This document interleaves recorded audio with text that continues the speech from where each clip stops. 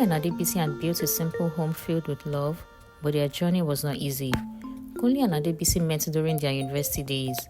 Kunle, a charismatic and ambitious young man, had been drawn to Adebisi's quiet strength and kindness. She was intelligent, graceful, and had a smile that lit up any room. From the moment they met, they became inseparable. Their love was deep and sincere. Kunle would write Adebisi long letters filled with poetry, while she would cook his favorite meals, making sure he felt cared for. They spent hours talking about their dreams, their future, and the family they hoped to build together. They made promises under the stars, believing nothing could ever tear them apart. Despite their different backgrounds, Kunle coming from a struggling family and Adebisi from a slightly more privileged home, they chose each other against all odds. Even when Adebisi's parents hesitated, worried that Kunle's financial situation would be a challenge, she stood by him. "I love him," she told them, "and we will build our future together." Kunle worked tirelessly to provide for them, and Adebisi supported him through it all. Their love was a foundation strong enough to endure the hardships that followed. But even the strongest love can be tested by life's cruel twist. For 6 years after their marriage, they waited for a child. Family and friends whispered behind their backs. Maybe she can't have children, some said.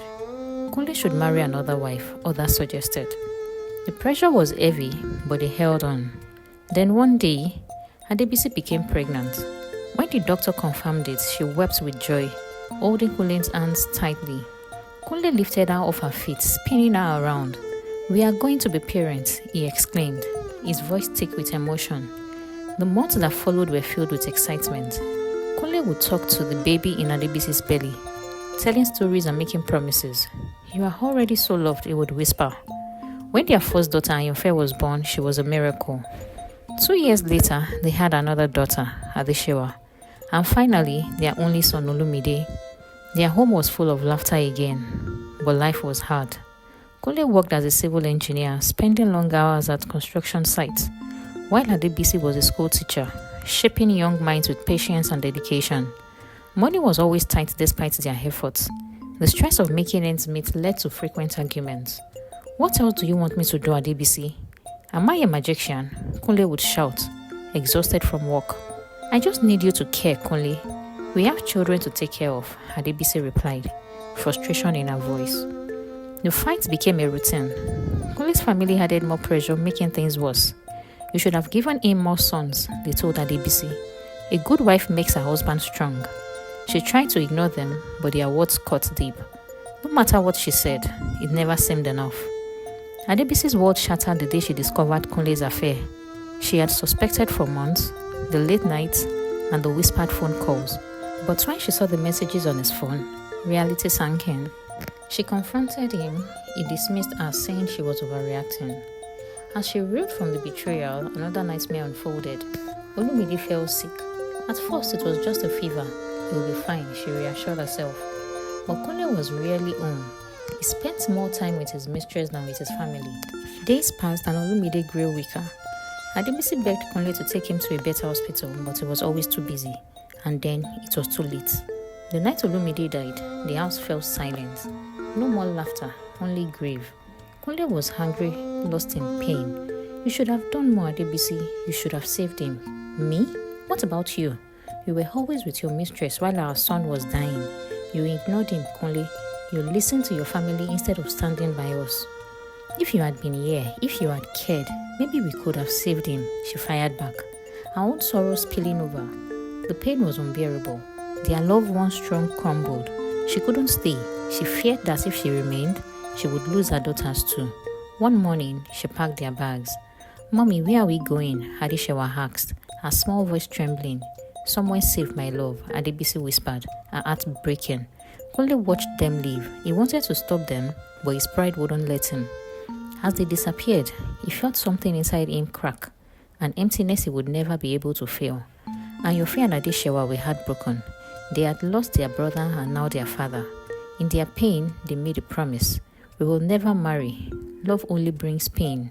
Meanwhile, Kunle married Morenike, the mistress he had been seeing. She bore him a daughter, Ifedayo, but he was not happy. He had a new family, but he still felt lonely. Time passed. Ayonfe became a doctor, dedicating her life to saving others. perhaps trying to make up for the brother she couldn't save. Adeshewa became an accountant. They were successful, but they kept their hearts close to love. Then one day, they received news that Kunle, their father, was very sick.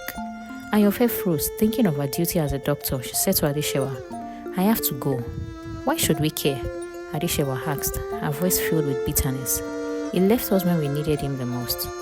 He chose his mistress over our family. He let our brother die, so why should we go back now? He's still our father." When Ayofe arrived, she could hardly recognize him.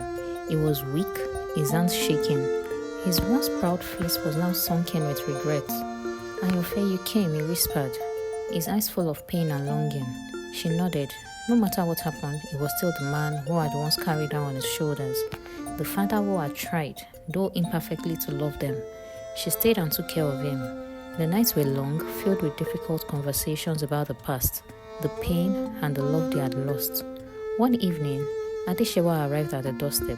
"I came to see for myself," she said, arms crossed, trying to hide the storm of emotions inside her. Kunle looked at her with tears in his eyes. "I failed you both, I know that, but I never stopped loving you." Adebisi, Kunle's first love, also came, though it took all her strength. She stood in the doorway, watching Kunle. He was no longer the man she had loved or the man she had left. He was just a man, a broken man. She had prayed for him every night, prayed for his health and for peace, and maybe, just maybe, her prayers were finally answered. Kunle slowly got better. His strength returned, but it was not the same. He carried the weight of his regrets, knowing he could never turn back time. Though they would never be the same family they once were, they found something new. A quiet understanding, a fragile peace. They spent more time together, not as a perfect family, but as people trying to heal.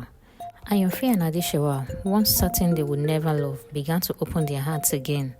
They realized that pain should not define their future, that love, though risky, was also healing. Kunle, despite his mistakes, was grateful for the chance to make amends.